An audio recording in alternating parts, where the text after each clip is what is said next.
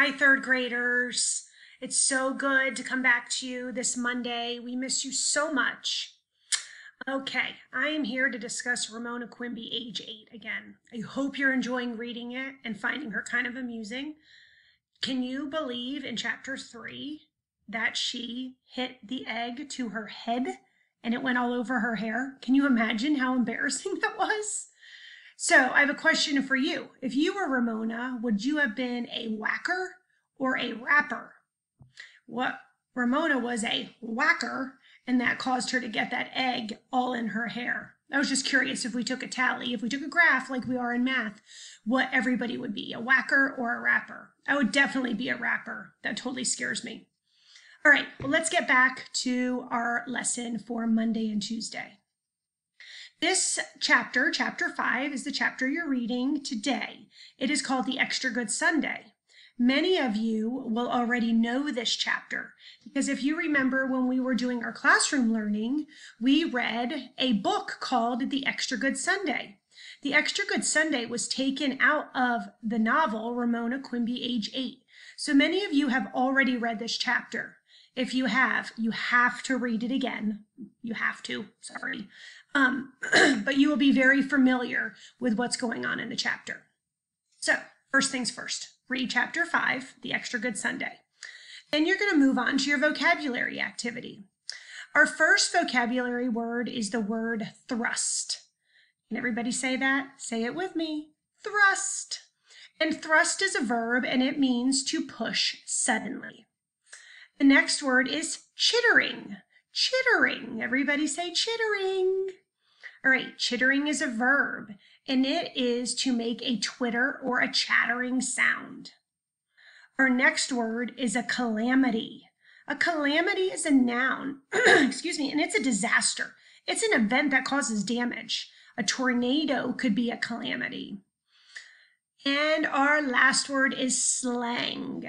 I think you guys may be familiar with slang. There's something that goes on in my house called teenage slang that I do not understand. And slang is informal words or phrases. So something that in normal English means one thing, and then you turn it into a different phrase, and that is the slang.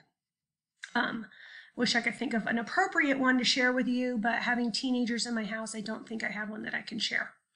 All right, so here is your vocabulary activity. Those 4 words, you're going to find the sentence where the vocabulary word is being used in the book because you want to see how it's applied in the novel. So that's first things first. Then here comes the fun part. The fun part, let me click on it. There we go.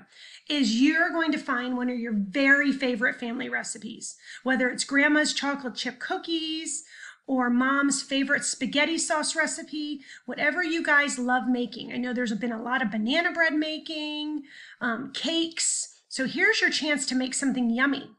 So on this paper, we ask that you write the recipe name at the top, and you're gonna list the ingredients, including cups, tablespoons, teaspoons.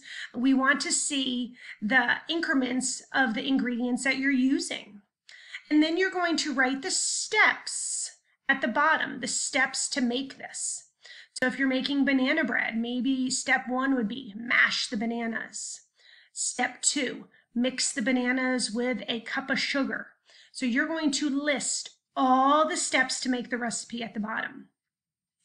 Now, if your parents allow, we would love for you to make your recipe, take a picture of it, and share it on Seesaw.